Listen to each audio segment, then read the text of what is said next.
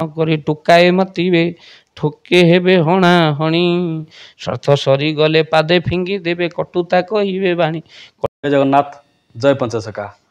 ଆମ ଦୈବାର୍ଚ୍ଚନାର ନୂତନ ଅଧ୍ୟାୟକୁ ମୁଁ ଶିବଦତ୍ତ। ଆମ ସହ ଅଛନ୍ତି ବାବା ଦିବାକର ମହାରାଜ। ବାବା ଆପଣଙ୍କୁ ସ୍ୱାଗତ କରୁଛୁ ଆମ ଦୈବାର୍ଚ୍ଚନା ଚ୍ୟାନେଲକୁ। ମାଳିକାରେ ଅନେକ କଥା, ସୋସିଆଲ ମିଡ଼ିଆ ଅନେକ ଚର୍ଚ୍ଚା ବି ଚାଲିଛି। ବର୍ତ୍ତମାନ କହୁଛନ୍ତି କଳି ଯୁଗରେ ଅନନ୍ତ ଯୁଗ ଆସିବ, କଳି ଯୁଗ ପରେ ସତ୍ୟ ଯୁଗ ଅନନ୍ତ ଯୁଗ ଆସିବ। ଆପରେ କ'ଣ କହିବୁ? କଳି ଯୁଗରେ ଅନେକ ଦେଖିପାରୁଥିବେ, କିଛି ଦିନ ପୂର୍ବରୁ ବୋଧେ 10ମ ଶ୍ରେଣୀ ଛାତ୍ର ମାନେ ଜନ୍ମଗ୍ରହଣ କରିଛି। ଅନେକ ବର୍ତ୍ତମାନ ଗୋ ମାଂସ ଖାଇଲେ ହିନ୍ଦୁ ଲୋକ, ଅନେକ ଚର୍ଚ୍ଚା ହେଉଛି। ଆଉ କିଭଳି ସମାଜରେ ସାଧାରଣ ଲୋକଟି ଦୂର ହେବ, କିଭଳି କ'ଣ କରିବ? ଦେଖନ୍ତୁ, ଏହା ଉପରେ ମୁଁ କହିବି, ମହାପୁରୁଷ ଯାହା ଲେଖିଥିଲେ ତାହା ଗୋଟିଏ ପରେ ଗୋଟିଏ ଫଳୁଛି। ତେଣୁ କିଶୋର ଅବସ୍ଥା ଭିତରେ କିଶୋରୀମାନେ ଗର୍ଭବତୀ ହେବେ ବୋଲି ମହାପୁରୁଷ 600 ବର୍ଷ ତଳେ ତାଳପତ୍ର ପୋଥିରେ ଲେଖିଥିଲେ। ଏକ ବଡ଼ ନୂଆ କଥା ନୁହେଁ। କେବଳ ଝିଅ ନୁହେଁ, ମଧ୍ୟ ପୁରୁଷ ମଧ୍ୟ ପ୍ରସବ କରିବ। ମହାପୁରୁଷ ଲେଖିଛନ୍ତି, ଅଦିନେ ଲିମ୍ବ ଯେ କଢ଼ି ଯେ ଧରିବ, ଅଦିନେ ଆମ୍ବ ବଉଳ, ଅଦିନେ କୋଇଲି ରାବିବ ବାରଙ୍ଗ, ପୁରୁଷ ପୁତ୍ର ପ୍ରସବ। ପୁରୁଷମାନେ ପୁତ୍ର ପ୍ରସବ କରିବେ, ନାବାଳିକାମାନେ ମଧ୍ୟ ପିଲା ଜନ୍ମ କରିବେ। ଏସବୁ ଆଶ୍ଚର୍ଯ୍ୟ କଥା କଳିଯୁଗରେ ହିଁ ଘଟିବ। ସର୍ବ ଅସମ୍ଭବ ସମ୍ଭବ ହେବ, କଳି ଶେଷ ବେଳେ ନେତ୍ର ଦେଖିବ। ସର୍ବ ଅସମ୍ଭବ ସମ୍ଭବ ହେବ, କଳି ଶେଷ ବେଳେ ନେତ୍ର ଦେଖିବ। ଏ ମହାପୁରୁଷ ଏ କଥା କହିଛନ୍ତି, ଆଉ ଏହା ହିଁ ସତ୍ୟ ହୋଇଛି। ଏହା ନିଶ୍ଚିନ୍ତ ଭାବରେ ମହାପୁରୁଷ 600 ବର୍ଷ ତଳେ ଲେଖିଛନ୍ତି। ନାନା ପ୍ରକାରର ଅନୀତି ଶ୍ରୀକ୍ଷେତ୍ରରେ ହେବ। ଆଉ ତାହାଦ୍ୱାରା ମହାପୁରୁଷ ଲେଖିଛନ୍ତି ଯେ ମହାପ୍ରଭୁ ଜଗନ୍ନାଥ ରତ୍ନ ସିଂହାସନ ଛାଡ଼ିବାର କଥା ମଧ୍ୟ ଲେଖିଛନ୍ତି। ଛତିଆ ଶ୍ରୀକ୍ଷେତ୍ର ହେବ, ମହାକଇ ବୋଲି ହାଟ ବସିବ ଲୋ ଯାଇ ଫୁଲ, ପୁଣି ଅନନ୍ତ ଯୁଗ ଆସିବ। ଛତିଆ ଶ୍ରୀକ୍ଷେତ୍ର ହେବ, ମହାକଇ ବୋଲି ହାଟ ବସିବ। ମହାପୁରୁଷ ଏ କଥାକୁ ମଧ୍ୟ ମାଳିକାରେ ଲେଖିଛନ୍ତି। ନିଶ୍ଚିନ୍ତ ଭାବରେ ଅନନ୍ତ ଯୁଗ ସତ୍ୟ। ହଁ, ନିଶ୍ଚୟ ମହାପୁରୁଷ ଲେଖିଛନ୍ତି ଏ କଥା ଯେ ବଳଦେବ ହେବେ ରାଜା, କାହ୍ନୁ ପରିଚାର ବସିବ ସୁଧର ମାସବା ଯାଜନ ଗ୍ରହ ଠାର। ଏ କଥା ନିଶ୍ଚିନ୍ତ ଭାବରେ ଘଟିବ ବୋଲି ମହାପୁରୁଷ ଲେଖିଛନ୍ତି ତାଙ୍କ ବାଣୀରେ।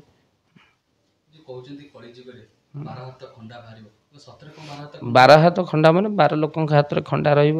ତେଣୁ 12 ହାତ ଖଣ୍ଡା ଯଦି ଜଣେ ଧରିକି ଆସିବ, ଇଲେକ୍ଟ୍ରିକ୍ ତାର ବାଜିବନି? ଏହା କ'ଣ କେବେ ସମ୍ଭବ? ମୁଁ ଗୋଟେ ଛୁରୀ ଧରି ବାଲେଷ୍ଟର ଆସିବି, ପୋଲିସ ଧରିବନି?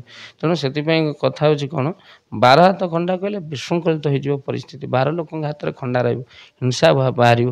ତେଣୁ 13 ଟୋପିଆ ଯେ ଏକାଠି ହେବେ, ଭାରତ ସହିତ ଯୁଦ୍ଧ କରିବେ। ଏ କଥା ମହାପୁରୁଷ ଆଗରୁ ଲେଖିଛନ୍ତି। ଏ କଥା ଆମେ କିଏ କହୁନୁ, ମାଳିକା ଯୁଗେ ଯୁଗେ ସତ୍ୟ, ତାହା ହିଁ ଆଖି ଦେଖୁଛି ସାମ୍ନାରେ। ଆମେ କହିଲେ ମହାପୁରୁଷ କହିଲେ କଳିଯୁଗ ଲୋକ ଚରିତ୍ର ବଦଳିଯିବ। ତେଣୁ ସ୍ୱାର୍ଥ କେବଳକୁ ସମ୍ପଦ କରିବେ ଲୋକମାନେ। ଏ କଳିଯୁଗର ଲୋକମାନଙ୍କ ଚରିତ୍ର କେମିତି କହିଲେ ମଦ୍ୟପାନ। କଳିଯୁଗ ଭିତରେ ଲୋକଙ୍କର ଶବ୍ଦ କଟୁତାପୂର୍ଣ୍ଣ ହେବ, ସେମାନେ ପାଦରେ ଫିଙ୍ଗି ଦେବେ, ସ୍ୱାର୍ଥକୁ ସଜାଗ ଜଗିବେ। ଏହିସବୁ କଥା କଳିଯୁଗରେ ଘଟଣା ଘଟିବ ବୋଲି ମହାପୁରୁଷ ଲେଖିଛନ୍ତି। ପୁଣି ମଧ୍ୟ ଲେଖିଛନ୍ତି, ବଜାରରେ ବୁଲିବେ ନାରୀ କେଶ ଫିଟାଇ, ବସନ ପିନ୍ଧିବ ପୁଣି ନାଭି ଦେଖାଇ। ଏବେ ଆପଣ ଉଲଗ୍ନକୁ ଦେଖିକି ଲୋକମାନଙ୍କ ଜାଣିପାରୁଛନ୍ତି। ବିଦ୍ୟାର୍ଥୀମାନେ ମଧ୍ୟ ସେମାନେ ଛୋଟ ଛୋଟ ପିଲାମାନେ ପାଠ ପଢ଼ିବା ପରିବର୍ତ୍ତେ ସେମାନେ ସବୁ ଅଶ୍ଳୀଳତା ମୋବାଇଲରେ ଅଶ୍ଳୀଳ ଜିନିଷ ଦେଖୁଛନ୍ତି। ତେଣୁକରି ଏହିସବୁ ଘଟଣା ସବୁ ଘଟିବ ବୋଲି ମହାପୁରୁଷ ଲେଖିଥିଲେ, ଆଉ ସତ୍ୟ। ତେଣୁ ସଜାଗ ନହେଲେ ଆପଣମାନେ ଭୋଗିବେ। ତେଣୁ ଗୋମାତା ରକ୍ଷା ମଧ୍ୟ ହେବା ଦରକାର। ଦେଖନ୍ତୁ, ଗୋମାଂସ ଲୋକମାନେ ଏବେ ଖାଇଲେଣି। କିଭଳି ଭାବରେ ହିନ୍ଦୁ ହେଇକି ମାଂସ ଲୋଭରେ ମଟନରେ ମିଶୁଛି ଗୋମାଂସ, ତାକୁ ଲୋକ ଖାଉଛନ୍ତି। ଶାକାହାରୀ ହୁଅନ୍ତୁ ଆଜ୍ଞା। ତେଣୁ ଗୋମାଂସ ଆପଣ ଅଜାଣତରେ ମଧ୍ୟ ଖାଉଛନ୍ତି, ସେଥିପାଇଁ ଆପଣଙ୍କ ସନାତନ ଧର୍ମ ନଷ୍ଟ ହେଉଛି। ସେଥିପାଇଁ ଆପଣ କେବେ ହେଲେ ବି ଆମିଷ ଭକ୍ଷଣ କରନ୍ତୁ ନାହିଁ। ନିଶ୍ଚିନ୍ତ ଭାବରେ ନଷ୍ଟ ହେଇଯିବ। ତ ସେଥିପାଇଁ ସଜାଗ ହେବା ଦରକାର। କାହିଁକିନା ମହାପୁରୁଷଙ୍କର ବାକ୍ୟ ସତ୍ୟ ହେବ। କେବଳ ଯେ ସନାତନ ଧର୍ମ ସ୍ଥାପିବେ ସେ ନାରାୟଣ, ଆଉ ସର୍ବଧର୍ମ ହେବ ଲୀନ।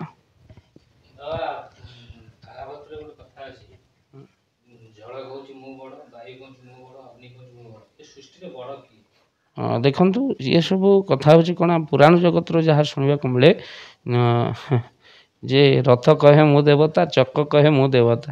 ରଥବତ କିଛି ନାହିଁ, କାଳିଆ ଦେବତା। ଅରବିନ୍ଦ ମୁଦୁଲିଙ୍କର ଏ ଗୀତ ଶୁଣିବାକୁ ମିଳେ।